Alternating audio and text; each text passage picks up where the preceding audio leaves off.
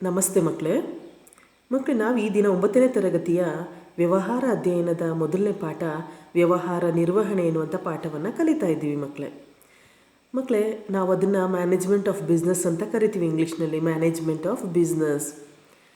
ಮಕ್ಕಳೇ, ನೀವು ಅನೇಕರು ಹಿರಿಯರು ಹೇಳೋದನ್ನು ಕೇಳಿರ್ಬೋದು, ಹೆಂಗೆ ಮ್ಯಾನೇಜ್ ಮಾಡ್ತಾನೆ ನೋಡು ಅಂತ ಕೇಳಿದ್ದೀರಾ? ಮ್ಯಾನೇಜ್ ಮಾಡೋದು, ನಿರ್ವಹಣೆ ಮಾಡೋದು. ಈ ಪಾಠದ ವಿವರಣೆಗೆ ಹೋಗೋದಕ್ಕಿಂತ ಮೊದಲು ಆ ಪದದ ಅರ್ಥವನ್ನು ನೀವು ತಿಳ್ಕೊಬೇಕು ಮಕ್ಕಳೇ. ಏನು ನಿರ್ವಹಣೆ ಅಂದರೆ ಒಂದು ಸಂಸ್ಥೆಯ ಚಟುವಟಿಕೆಗಳನ್ನು ನಿರ್ವಹಿಸುವ ಒಂದು ಪ್ರಕ್ರಿಯೆ. ನಿರ್ವಹಣೆ ಮೊದಲು ಆ ಪದವನ್ನು ಅರ್ಥ ಮಾಡ್ಕೊಳ್ಳಿ, ಆಮೇಲೆ ವಿವರಣೆಗೆ ಹೋಗೋಣ. ಏನು ಒಂದು ನಿರ್ವಹಣೆಯ ಪದ? ವ್ಯವಹಾರ ಅಂದರೆ ಗೊತ್ತು, ಬಿಸ್ನೆಸ್.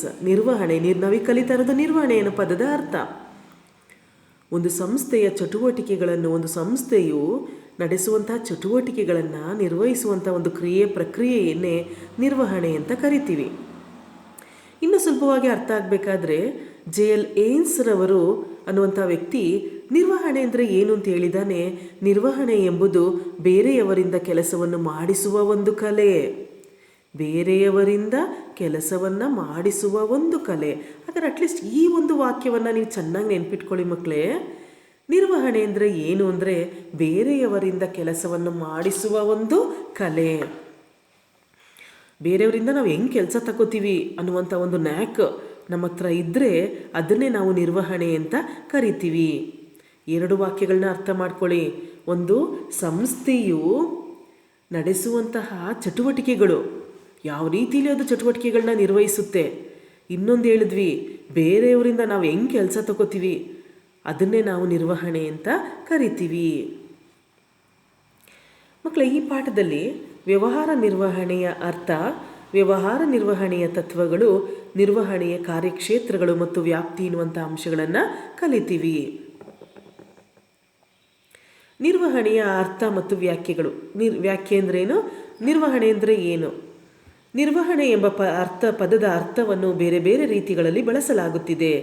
ಸಾಮಾನ್ಯವಾಗಿ ನಿರ್ವಹಣೆ ಎಂಬ ಪದವನ್ನು ಒಂದು ಸಂಸ್ಥೆಯ ಚಟುವಟಿಕೆಗಳನ್ನು ನಿರ್ವಹಿಸುವ ಒಂದು ಪ್ರಕ್ರಿಯೆ ಎಂಬ ಅರ್ಥದಲ್ಲಿ ಬಳಸಲಾಗುತ್ತದೆ.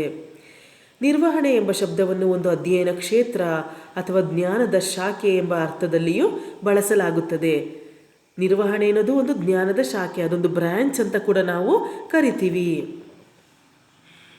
JL ಏನ್ಸ್ ರವರ ಪ್ರಕಾರ ನಿರ್ವಹಣೆ ಎಂಬುದು ಬೇರೆಯವರಿಂದ ಕೆಲಸವನ್ನು ಮಾಡಿಸುವ ಒಂದು ಕಲೆ. George R. ಟೆರ್ರಿಯವರ ಮಾತಿನಂತೆ ನಿರ್ವಹಣೆ ಎಂಬುದು ಜನರ ಮತ್ತು ಸಂಪನ್ಮೂಲಗಳ ಬಳಕೆಯಿಂದ ಸಂಸ್ಥೆಯ ಉದ್ದೇಶಗಳ ನಿರ್ಧಾರ ಮತ್ತು ಈಡೇರಿಕೆಗಾಗಿ ಯೋಜನೆ, ಸಂಘಟನೆ, ಕ್ರಿಯಾಶೀಲಗೊಳಿಸುವಿಕೆ ಮತ್ತು ನಿಯಂತ್ರಣಗಳನ್ನು ಒಳಗೊಂಡಿರುವ ಒಂದು ಪ್ರತ್ಯೇಕವಾದ ಪ್ರಕ್ರಿಯೆ. ಟೆರ್ರಿಯವರು ಏನು ಹೇಳ್ತಾರೆ?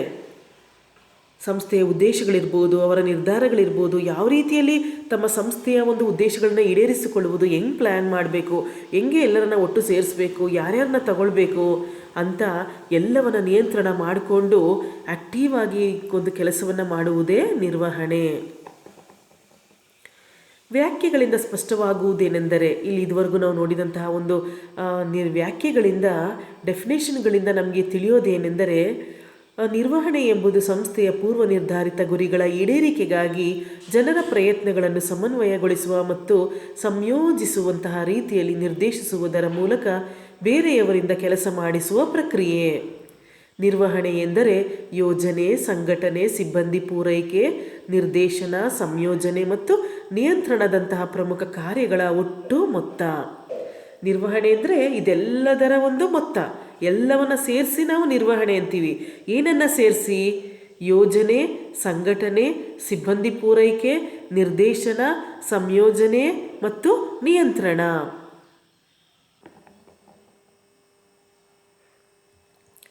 ಹೆನ್ರಿ ಫಯೋಲ್ ರವರ ನಿರ್ವಹಣೆಯ ತತ್ವಗಳು.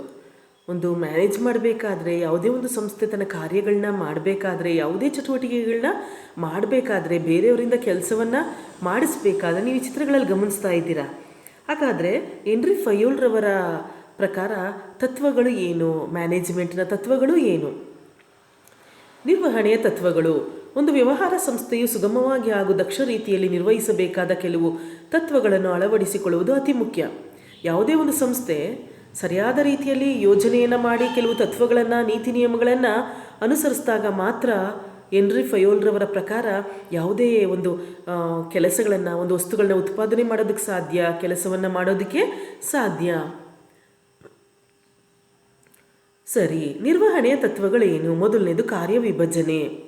ನೌಕರರ ಅಥವಾ ಕೆಲಸಗಾರರ ನಡುವೆ ಅವರು ಮಾಡಬೇಕಾದ ಕಾರ್ಯಗಳನ್ನು ಕ್ರಮಬದ್ಧವಾಗಿ ವಿಭಜಿಸಬೇಕು. ಇದರಿಂದಾಗಿ ಉತ್ಪಾದನೆ ಹೆಚ್ಚುತ್ತದೆ ಹಾಗೂ ಹೆಚ್ಚು ಲಾಭ ಗಳಿಸಲು ಸಾಧ್ಯವಾಗುತ್ತದೆ. ಉತ್ಪಾದನೆಯಲ್ಲಿ ಉಂಟಾಗುವ ನಷ್ಟವೂ ಕಡಿಮೆಯಾಗುತ್ತದೆ. ಈ ತತ್ವವನ್ನು ಸಂಸ್ಥೆಯ ಎಲ್ಲ ವಿಭಾಗಗಳಲ್ಲೂ ಅಳವಡಿಸಿಕೊಳ್ಳಬಹುದು.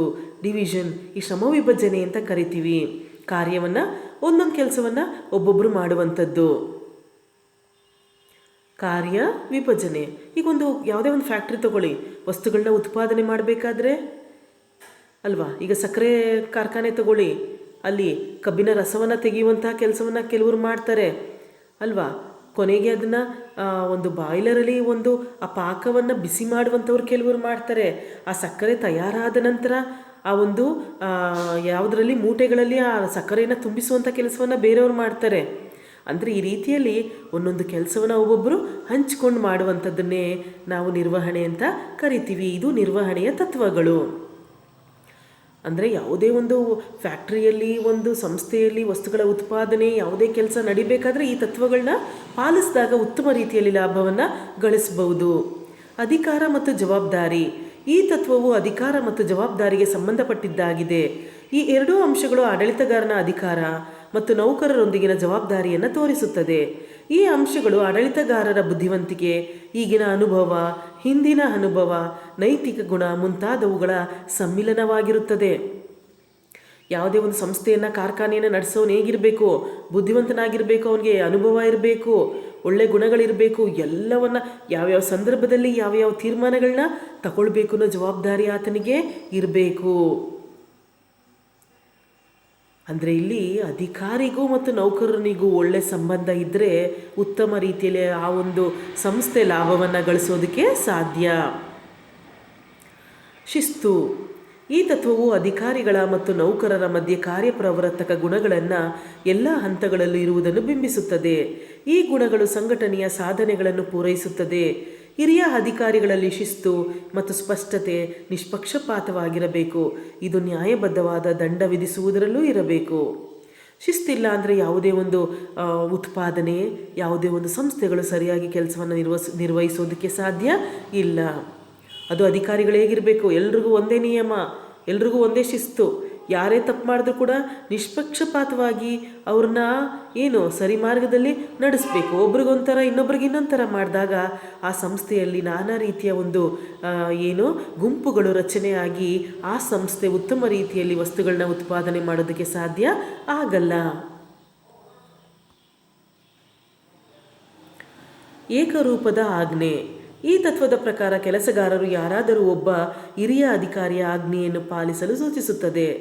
ಮಕ್ಕಳಿಗಾಗಲೇ ನಿಮ್ಗೆ ಗೊತ್ತು, ಎಲ್ಲ ಫೀಲ್ಡ್ಗಳಲ್ಲೂ ಕೂಡ ಒಬ್ಬ ನಾಯಕ ಇರ್ತಾನೆ, ಒಬ್ಬ ಹೆಡ್ ಇರ್ತಾನೆ, ರಿಸೋರ್ಸ್ ಪರ್ಸನ್ಗಳು, ಸಂಪನ್ಮೂಲ ವ್ಯಕ್ತಿಗಳಿರ್ತಾರೆ.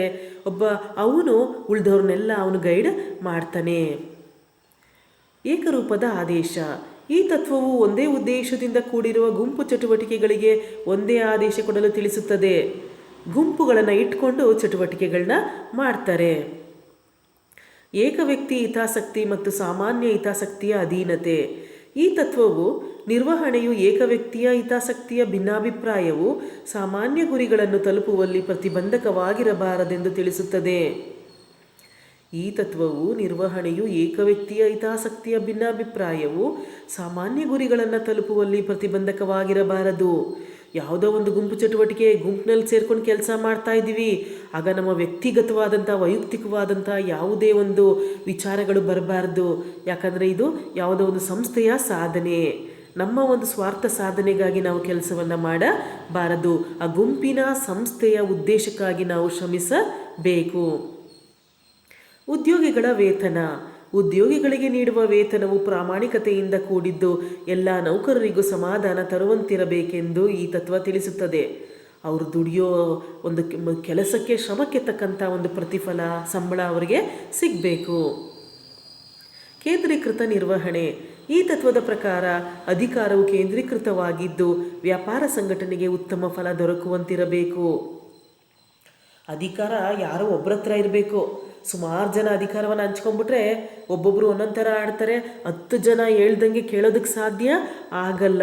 ಹಾಗಾದರೆ ಇಡೀ ಸಂಸ್ಥೆಗೆ, ಆ ಒಂದು ಕಾರ್ಖಾನೆಗೆ ಒಬ್ಬ ಮುಖ್ಯಸ್ಥ ಅನ್ನೋನು ಇರಬೇಕು. ಹಂತ ಸರಪಳಿ. ಈ ತತ್ವದ ಪ್ರಕಾರ ಪ್ರತಿ ಸಂಘಟನೆಯಲ್ಲೂ ಅಧಿಕಾರ ವರ್ಗದ ಹಂತಗಳಿರಬೇಕು. ಅಧಿಕಾರದ ಶ್ರೇಣಿ ಅಧಿಕಾರ ವರ್ಗದವರ ಮತ್ತು ಕೆಳ ಉದ್ಯೋಗಿಗಳ ಮಧ್ಯೆ ಸ್ಪಷ್ಟವಾಗಿ ನಿರ್ಧಾರವಾಗಿರಬೇಕು. ಅನೇಕ ವರ್ಗದವ್ರಿಗಳಿರ್ತಾರೆ, ಮುಖ್ಯಸ್ಥ ಅವ್ರ ಕೈ ಕೆಳಗಡೆ ಆಫೀಸರ್ಸ್ ಇರ್ತಾರೆ, ಅವ್ರ ಆಫೀಸರ್ಸ್ ಕೈ ಕೆಳಗಡೆ ಇನ್ನಿತರ ಕಾರ್ಮಿಕರು, ಹೀಗೆ ಅನೇಕ ಹಂತಗಳಿರುತ್ತೆ. ಒಬ್ಬರು ಮತ್ತೊಬ್ಬರಿಗೆ ಗೌರವವನ್ನು ಕೊಟ್ಕೊಂಡು ಗುರಿ ಉದ್ದೇಶಗಳ ಸಾಧನೆಯನ್ನು ಮಾಡಿದಾಗ ಆ ಸಂಸ್ಥೆ, ಆ ಕಾರ್ಖಾನೆ ಹೆಚ್ಚು ಹೆಚ್ಚು ಲಾಭವನ್ನು ಮಾಡೋದಕ್ಕೆ ಸಾಧ್ಯ. ಹೆಚ್ಚು ಹೆಚ್ಚು ವಸ್ತುಗಳ ಉತ್ಪಾದನೆ ಆಗುತ್ತೆ, ದೇಶ ಅಭಿವೃದ್ಧಿಯನ್ನು ಹೊಂದುತ್ತೆ. ಸಮಾನತೆ. ಈ ತತ್ವದ ಪ್ರಕಾರ ಅಧಿಕಾರ ವರ್ಗದವರ ಮತ್ತು ಸಾಮಾನ್ಯ ಉದ್ಯೋಗಿಗಳ ನಡುವೆ ಸಮಭಾವ ಮತ್ತು ಹೊಂದಾಣಿಕೆ ಗುಣಗಳನ್ನು ಹೊಂದಿರಬೇಕು. ಯಾವುದೇ ಒಂದು ಕಾರ್ಖಾನೆಯಲ್ಲಿ, ಸಂಸ್ಥೆಯಲ್ಲಿ ಹೊಂದಾಣಿಕೆ ಇಲ್ಲ, ಸಮಾನತೆ ಇಲ್ಲ ಅಂದರೆ ಅವರವರಲ್ಲೇ ಕಿತ್ತಾಟ, ಜಗಳಗಳು ಬರುತ್ತೆ. ಆಗ ಆ ಒಂದು ಸಂಸ್ಥೆಯ ಗುರಿಗಳನ್ನು ಈಡೇರಿಸೋದಕ್ಕೆ ಸಾಧ್ಯ ಆಗಲ್ಲ. ಉದ್ಯೋಗಿಗಳ ಅಧಿಕಾರ ಅವಧಿಯ ಸ್ಥಿರತೆ. ವ್ಯವಹಾರ ಸಂಘಟನೆಗಳು, ಬಿಸ್ನೆಸ್ ನಡೆಸೋ ಸಂಸ್ಥೆಗಳು, ಫ್ಯಾಕ್ಟ್ರಿಗಳು, ಕಾರ್ಖಾನೆಗಳು ಉದ್ಯೋಗಿಗಳ ಕೆಲಸದಲ್ಲಿ ಒಂದು ಸ್ಥಿರತೆ ಇರುವ ತತ್ವ ಪಾಲಿಸಬೇಕು. ಉದ್ಯೋಗಿಗಳಿಗೆ ಕೆಲಸದ ಅಸ್ಥಿರತೆ ಒಂದು ಕೆಟ್ಟ ಸಂಘಟನೆಯನ್ನು ರೂಪಿಸುತ್ತದೆ. ಕೆಲಸಗಾರರ ಶೀಘ್ರ ಹೊರದೂಡುವಿಕೆಯು ಕೆಟ್ಟ ಸಂಘಟನೆಗೆ ನಾಂದಿಯಾಡುತ್ತದೆ. ಮಕ್ಕಳೇ, ಒಂದು ಫ್ಯಾಕ್ಟ್ರಿ, ಒಂದು ಕಾರ್ಖಾನೆ ಅನ್ನೋದು ಎಂಥ ಸ್ಥಿತಿಯಲ್ಲೂ ಕೂಡ ನೌಕರರಿಗೆ ಅದು ಕೆಲಸವನ್ನು ಕೊಡಬೇಕು. ನಿಮ್ಗೆ ಗೊತ್ತಿದೆ ಇವತ್ತಿನ ಪರಿಸ್ಥಿತಿಯಲ್ಲಿ ಮಕ್ಕಳ ಎಷ್ಟೋ ಒಂದು ಕೊರೋನಾ ಬಂದಿರೋದ್ರಿಂದ ಮಕ್ಕಳ ಎಷ್ಟೋ ಫ್ಯಾಕ್ಟ್ರಿಗಳಲ್ಲಿ ಎಷ್ಟೋ ಜನ ಕೆಲಸವನ್ನು ಕಳ್ಕೊಂಡಿದ್ದಾರೆ. ಹಾಗಾದರೆ ಆ ಒಂದು ಸಂಘಟನೆ ಒಂದು ಉತ್ತಮ ಒಂದು ಹೆಸರನ್ನು ಪಡೆಯೋದಕ್ಕೆ ಸಾಧ್ಯ ಇಲ್ಲ. ಹಾಗಾದರೆ ಯಾವುದೋ ಒಂದು ಉತ್ತಮ ಹೆಸರನ್ನು ಪಡೆಯೋದಕ್ಕೆ ಸಾಧ್ಯ? ಯಾವ ಕಾರ್ಖಾನೆ, ಯಾವ ಫ್ಯಾಕ್ಟ್ರಿ ಎಲ್ಲ ಸಂದರ್ಭಗಳಲ್ಲೂ ಕೂಡ ತನ್ನ ಉದ್ಯೋಗಿಗಳಿಗೆ ಕೆಲಸವನ್ನು ಕೊಡುತ್ತೋ ಅದು ಉತ್ತಮವಾದಂಥ ಸಂಸ್ಥೆ ಆಗುತ್ತೆ. ನೇತೃತ್ವ. ಸಂಘಟನೆಯ ನೇತೃತ್ವವು ಸಮಾಧಾನವಾಗಿರಬೇಕು. ನಿರ್ವಹಣೆಯ ಮೂಲ ಒಂದು ಏರ್ಪಾಟುಗಳನ್ನು ಪೂರ್ಣ ಪ್ರಮಾಣದಲ್ಲಿ ಉತ್ತಮ ದಿಕ್ಕಿನಲ್ಲಿ ತೆಗೆದುಕೊಂಡು ಹೋಗಬೇಕು. ಒಬ್ಬ ಒಳ್ಳೆ ನಾಯಕ ಇರಬೇಕು. ಅವನು ಸಮಾಧಾನಕರವಾಗಿ ಎಲ್ಲರನ್ನ ಹೊತ್ತುಕೊಂಡು ಉತ್ತಮ ಮಾರ್ಗದರ್ಶನವನ್ನು ಮಾಡಿಕೊಂಡು ಕೆಲಸಗಳನ್ನು ಮಾಡಿಸುವಂಥವನು ಆಗಬೇಕು. ಒಗ್ಗಟ್ಟಿನಲ್ಲಿ ಬಲ. ಈ ತತ್ವದ ಪ್ರಕಾರ ಒಂದು ವ್ಯವಹಾರ ಸಂಘಟನೆಯ ಎಲ್ಲ ಉದ್ಯೋಗಿಗಳು ತಮ್ಮದೇ ಆದಂಥ ಕೆಲಸವನ್ನು, ಸಂಘಟನೆಯ ಕೆಲಸ ಕಾರ್ಯಗಳಲ್ಲಿ ತಮ್ಮನ್ನು ತೊಡಗಿಸಿಕೊಳ್ಳಬೇಕು. ಒಗ್ಗಟ್ಟಿನಲ್ಲಿ ಬಲವಿದೆ. ಎಲ್ಲರೂ ಒಗ್ಗಟ್ಟಾಗಿ ಕೆಲಸವನ್ನು ಮಾಡಿದಾಗ ಸಂಸ್ಥೆ ಗುರಿಯನ್ನು ತಲುಪುತ್ತೆ, ಲಾಭವನ್ನು ಮಾಡುತ್ತೆ. ಆಗ ಅಲ್ಲಿರುವಂಥ ಉದ್ಯೋಗಿಗಳಿಗೂ ಕೂಡ ಉತ್ತಮ ರೀತಿಯ ಲಾಭ ಸಿಗುತ್ತೆ. ನಿರ್ವಹಣೆಯ ಕ್ಷೇತ್ರ ವ್ಯಾಪ್ತಿ ಅರ್ಥ. ನಿರ್ವಹಣೆಯು ಇತರರ ಶ್ರಮದ ಮೂಲಕ ಕೆಲಸ ಮಾಡಿಸಿಕೊಳ್ಳುವ ಒಂದು ಪ್ರಕ್ರಿಯೆಯಾಗಿದೆ. ಬೇರೆಯವರ ಮೂಲಕ ಕೆಲಸ ಮಾಡಿಸಿಕೊಳ್ಳುವುದಕ್ಕಾಗಿ ನಿರ್ವಹಣೆಯು ಚಟುವಟಿಕೆಗಳನ್ನು ಒಂದು ಕ್ರಮಬದ್ಧ ರೀತಿಯಲ್ಲಿ ಅನುಸರಿಸುತ್ತದೆ. ಮಕ್ಕಳೇ, ಈಗ ಇದುವರೆಗೂ ನಾವು ನಿರ್ವಹಣೆ ಅಂತ ಮಾಡ್ತಾ ಇದ್ದೀವಿ. ಒಂದು ಫ್ಯಾಕ್ಟ್ರಿ, ಒಂದು ಕಾರ್ಖಾನೆ, ವಸ್ತುಗಳನ್ನ ಉತ್ಪಾದನೆ ಅಂತೀವಿ. ಮಕ್ಕಳೇ, ಏನು ಬೇಡ, ಮನೆಯಲ್ಲಿ ಅಮ್ಮ ಬೆಳಿಗ್ಗೆ ತಿಂಡಿ ಮಾಡಬೇಕು ಅಂದರೆ ಅದಕ್ಕೂ ನಾನಾ ರೀತಿಯಲ್ಲಿ ಪ್ಲ್ಯಾನ್ ಮಾಡ್ತಾರೆ. ಏನು ಮಾಡಬೇಕು, ಯಾವುದು ಉತ್ತಮ, ಎಲ್ಲರೂ ತಿನ್ನುವಂಥ ವಸ್ತು ಯಾವುದು, ಎಲ್ಲಿ ತಿನ್ನುವಂಥ ಆಹಾರ ಯಾವುದು, ಏನೇನು ತರಿಸಿಟ್ಕೊಳ್ಬೇಕು. ಮಕ್ಕಳೇ, ಮನೆಯಲ್ಲಿ ಕುಟುಂಬದಲ್ಲಿ ಒಂದು ಏನನ್ನ ಬ್ರೇಕ್ಫಾಸ್ಟನ್ನು ಮಾಡೋದಕ್ಕೆ ಎಷ್ಟು ಒಂದು ಪ್ಲ್ಯಾನನ್ನು ಅಮ್ಮ ಹಾಕ್ತಾರೆ ಅಂದ ಮೇಲೆ ಒಂದು ಫ್ಯಾಕ್ಟ್ರಿ, ಒಂದು ಕಾರ್ಖಾನೆ ವಸ್ತುಗಳನ್ನ ಉತ್ಪಾದನೆ ಮಾಡೋ ಕಡೆಗಳಲ್ಲೂ ಕೂಡ ಒಂದು ಕ್ರಮಬದ್ಧತೆ ಇರಬೇಕು. ಈ ಕ್ರಮಬದ್ಧ ಚಟುವಟಿಕೆಗಳನ್ನು ನಿರ್ವಹಿಸುವಂತಹ ಕಾರ್ಯಗಳನ್ನೇ ಒಂದು ಕ್ಷೇತ್ರ ವ್ಯಾಪ್ತಿ ಅಂತ ಕರಿತೀವಿ. ಒಂದು ಚೆನ್ನಾಗಿ ಒಂದು ಫ್ಯಾಕ್ಟ್ರಿಗಳಲ್ಲಿ ವಸ್ತುಗಳ ಉತ್ಪಾದನೆ ಆಗಬೇಕು ಅಂದರೆ ಏನೆಲ್ಲ ಇರಬೇಕು? ಬನ್ನಿ, ಮೊದಲನೇದಾಗಿ ಪ್ಲ್ಯಾನಿಂಗ್, ಯೋಜನೆ. ಇದು ನಿರ್ವಹಣೆಯ ಕಾರ್ಯಕ್ಷೇತ್ರದಲ್ಲಿ ಒಂದು ಮುಖ್ಯವಾದ ಕ್ಷೇತ್ರವಾಗಿದೆ. ಯೋಜನೆ ಎಂದರೆ ಒಂದು ನಿರ್ದಿಷ್ಟ ಅವಧಿಗೆ ಭವಿಷ್ಯದ ಕಾರ್ಯಾಚರಣೆಗಳನ್ನು ಮುಂದಾಗಿ ನಿರ್ಧರಿಸುವುದು. ಯೋಜನೆಯ ಪ್ರಕ್ರಿಯೆಯು ಸಂಸ್ಥೆಯ ಗುರಿಗಳ ಸಾಧನೆಗಾಗಿ ಉದ್ದೇಶಗಳ ನಿರ್ಣಯ, ನೀತಿ, ಕಾರ್ಯತಂತ್ರಗಳು, ಕಾರ್ಯಕ್ರಮಗಳು, ಕಾರ್ಯಾನುಗತಿಗಳು ಮತ್ತು ಪರಿಶಿಷ್ಟತೆಗಳ ಒಂದು ನಿರೂಪಣೆಯನ್ನು ರೂಪಿಸುತ್ತದೆ. ಮಕ್ಕಳಿಗೆ ಒಂದು ಅರ್ಥ ಮಾಡ್ಕೊಳ್ಳಿ, ಪ್ಲ್ಯಾನ್ ಇಲ್ಲದೆ, ಯೋಜನೆ ಇಲ್ಲದೆ ಯಾವುದೇ ಕೆಲಸ ಮಾಡೋದಕ್ಕೆ ಸಾಧ್ಯ ಇಲ್ಲ. ಯಾವುದೇ ಒಂದು ಫ್ಯಾಕ್ಟ್ರಿ, ಒಂದು ಸಂಸ್ಥೆ ಏನೇನು ಮಾಡಬೇಕು, ಉದಾಹರಣೆಗೆ ಎಷ್ಟನ್ನು ಉತ್ಪಾದನೆ ಮಾಡಬೇಕು, ಎಲ್ಲೆಲ್ಲಿ ತಲುಪಿಸ್ಬೇಕು, ಯಾರ್ಯಾರಿಗೆ ಕಳಿಸ್ಬೇಕು. ಈಗ ಸಾಫ್ಟ್ವೇರ್ಗಳು ಕಂಪ್ನಿಗಳು ಅದೆಷ್ಟು ಫೇಮಸ್ ಆಗಿದೆ, IT-BT ಕಂಪ್ನಿಗಳು ಬೆಂಗಳೂರಲ್ಲಿ. ಅವುಗಳು ಏನು ಮಾಡಬೇಕು, ಒಂದು ಯೋಜನೆ ಇಲ್ಲದೆ ಯಾವುದೇ ರೀತಿ ಲಾಭ ಮಾಡೋದಕ್ಕೆ ಸಾಧ್ಯ ಇಲ್ಲ. ಸಂಘಟನೆ. ಸಂಘಟನೆ ಎಂದರೆ ಮಾನವ ಶಕ್ತಿ ಮತ್ತು ಭೌತಿಕ ಸಂಪನ್ಮೂಲಗಳನ್ನು ಒಂದೆಡೆ ಸೇರಿಸುವುದು. ಏನಿದೆ ನೈಸರ್ಗಿಕ ಸಂಪನ್ಮೂಲಗಳು, ಅದನ್ನು ಮನುಷ್ಯ ಹೇಗೆ ಬಳಸ್ಕೊಳ್ಬೇಕು. ಯಾವುದು ಭೌತಿಕ ಸಂಪನ್ಮೂಲ ಅಂದರೆ ಯಂತ್ರಗಳು, ಯಂತ್ರೋಪಕರಣಗಳು, ಅದನ್ನು ಮನುಷ್ಯ ಹೇಗೆ ಬಳಸ್ಕೊಳ್ಬೇಕು, ಯಾವ ರೀತಿಯ ಉದ್ದೇಶಗಳನ್ನು ಈಡೇರಿಸ್ಕೊಳ್ಬೇಕು, ಇದೆಲ್ಲವನ್ನು ಮಾಡಿದಾಗ ಉತ್ತಮ ರೀತಿಯಲ್ಲಿ ವಸ್ತುಗಳನ್ನು ಉತ್ಪಾದನೆ ಮಾಡ್ಬೋದು. ಸಿಬ್ಬಂದಿ ಪೂರೈಕೆ. ಈ ಅಂಶವು ಸಂಘಟನೆಯು ಸರಿಯಾದ ರೀತಿಯಲ್ಲಿ ನಡೆದು ಹೋಗಲು ಬೇಕಾದ ನೌಕರ ವರ್ಗದ ನೇಮಕಾತಿ, ಆಯ್ಕೆ, ಸ್ಥಾನೀಕರಣ, ತರಬೇತಿ ಮತ್ತು ಅವರ ಒಂದು ಸ್ಥಿತಿಗತಿಗಳನ್ನು ಹೊಂದಿರುತ್ತದೆ. ಯಾವ ನೌಕರನ್ನ ನಾವು ತಗೊಳ್ಬೇಕು, ಹೆಂಗೆ ಚಾಯ್ಸ್ ಮಾಡಬೇಕು, ಅವ್ರು ಏನು ಓದಿರಬೇಕು, ಏನು ಕೆಲಸ ಅವ್ರಿಗೆ ಗೊತ್ತಿರಬೇಕು, ಏನು ಟ್ರೈನಿಂಗ್ ಇರಬೇಕು, ಯಾವ ಪ್ಲೇಸ್ಗೆ ಅವ್ರನ್ನ ಕಳಿಸ್ಬೇಕು, ಇದೆಲ್ಲ ಕೂಡ ಇರಬೇಕು. ನಿರ್ದೇಶನ. ಈ ಅಂಶವು ಸಂಸ್ಥೆಗಳ ಗುರಿಯ ಒಂದು ಸಾಧನೆಗಾಗಿ ಸಂಸ್ಥೆಯಲ್ಲಿ ಕೆಲಸ ಮಾಡುವ ಜನರಿಗೆ ಸೂಚನೆಗಳನ್ನು ಕೊಡುತ್ತೆ, ಮಾರ್ಗದರ್ಶನ ಮಾಡುತ್ತೆ, ವಿಚಾರಣೆ ನಡೆಸುತ್ತೆ, ಮುಂದಾಳತ್ವ, ನಾಯಕತ್ವವನ್ನು ಅದು ಜನರಲ್ಲಿ ಮೂಡುವಂಥರ ಮಾಡುತ್ತೆ. ಅದು ಮಾತ್ರವಲ್ಲ, ಅಲ್ಲಿ ಕೆಲಸ ಮಾಡುವಂಥವರಿಗೆ ಸೂಚನೆಗಳನ್ನು, ಆದೇಶಗಳನ್ನು ನೀಡುತ್ತೆ. ಹಾಗಾದರೆ ನಿರ್ವಹಣೆ ಅನ್ನುವಂಥದ್ದು ಅತಿ ದೊಡ್ಡದಾದ ವಿಚಾರ. ಸಂಯೋಜನೆ. ಈ ಅಂಶವು ಅಪೇಕ್ಷಿತ ಗುರಿಗಳ ಸಾಧನೆಗಾಗಿ ವಿವಿಧ ಇಲಾಖೆಗಳ ತಜ್ಞರ ಸುಲಲಿತವಾದ ಮಿಶ್ರಣ ಅಥವಾ ಒಟ್ಟುಗೂಡಿಸುವಿಕೆ. ಮಕ್ಕಳೇ, ಫ್ಯಾಕ್ಟ್ರಿಯಲ್ಲಿ ಯಾರೋ ಜ್ಞಾನಿಗಳಿರ್ತಾರೆ, ಇನ್ನೂ ಒಂದು ಯಾವುದೋ ಒಂದು ಫ್ಯಾಕ್ಟ್ರಿಯಲ್ಲಿ ಉತ್ತಮವಾದಂಥ ಸಂಪನ್ಮೂಲ ವ್ಯಕ್ತಿಗಳಿರ್ತಾರೆ. ಅವ್ರನ್ನ ಕರೆಸಿ ಇಲ್ಲಿರುವಂಥವ್ರಿಗೆ ಮಾರ್ಗದರ್ಶನವನ್ನು ಮಾಡೋದು, ಐಕ್ಯತೆಯನ್ನು ಕಾಪಾಡುವುದು, ಕ್ರಮಬದ್ಧವಾಗಿ ಎಲ್ಲ ಕೆಲಸಗಳನ್ನು ಮಾಡಿದಾಗ ಉತ್ತಮ ರೀತಿಯಲ್ಲಿ ಒಂದು ಟೀಮ್ ವರ್ಕ್, ಒಂದು ಗುಂಪಿನ ಒಂದು ಕಾರ್ಯಚಟುವಟಿಕೆಯಿಂದ ನಿರ್ವಹಣೆ ಕೆಲಸವನ್ನು ಮಾಡಬಹುದು. ನಿಯಂತ್ರಣ. ಈ ಅಂಶವು ಸಂಘಟನೆಯ ಮುಖ್ಯವಾದ ಕಾರ್ಯಗಳಿಗೆ ಸಂಬಂಧಪಟ್ಟ ಅಂಶವಾಗಿದೆ. ಇದು ವ್ಯವಹಾರ ನಿರ್ವಹಣೆಯ ಎಲ್ಲ ಚಟುವಟಿಕೆಗಳಲ್ಲೂ ವ್ಯಾಪಿಸಿರುತ್ತದೆ. ಕಂಟ್ರೋಲ್. ನಿಯಂತ್ರಣ ಅಂದ್ರೇನು? ಎಲ್ಲರನ್ನ ಸರಿದೂಗಿಸ್ಬೇಕು, ಎಲ್ಲವನ್ನ ಒತ್ಕೊಂಡು ಹೋಗಬೇಕು, ಕಂಟ್ರೋಲ್ ಮಾಡಬೇಕು. ಆಗ ಮಾತ್ರ ನಿರ್ವಹಣೆ ಉತ್ತಮ ರೀತಿಯಲ್ಲಿ ನಡೆಯೋದಕ್ಕೆ ಸಾಧ್ಯ.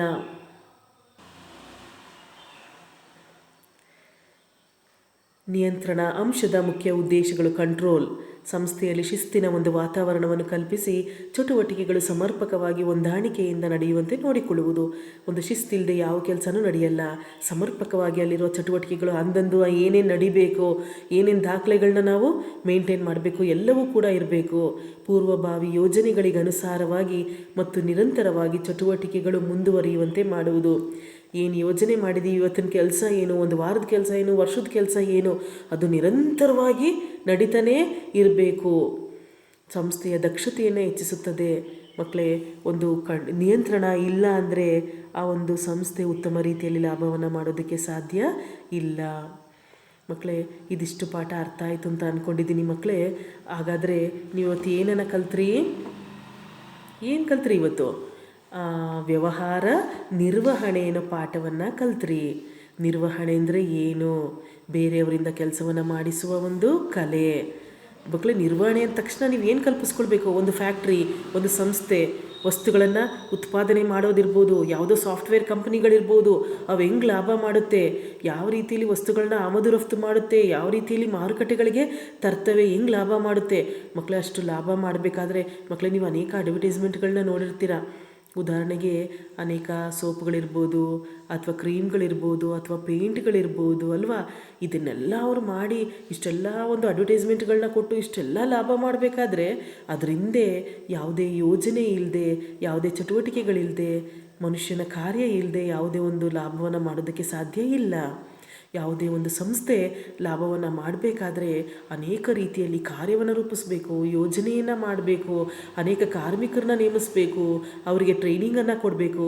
ಈ ರೀತಿಯಲ್ಲಿ ಅನೇಕ ಕೆಲಸಗಳನ್ನ ಮಾಡಿದಾಗ ಮಾತ್ರ ಒಂದು ಸಂಸ್ಥೆ ಲಾಭವನ್ನು ಪಡೆಯೋದಕ್ಕೆ ಸಾಧ್ಯ. ಮಕ್ಕಳೇ, ಈ ಒಂದು ಪಾಠ ಅರ್ಥ ಆಯಿತು ಅಂತ ಭಾವಿಸಿದ್ದೀನಿ ಮಕ್ಕಳೇ. ನಿಮ್ಮ ಆರೋಗ್ಯದ ಕಡೆ ಹೆಚ್ಚು ಗಮನವನ್ನು ಹರಿಸಿ. ಧನ್ಯವಾದಗಳು ಮಕ್ಕಳೇ.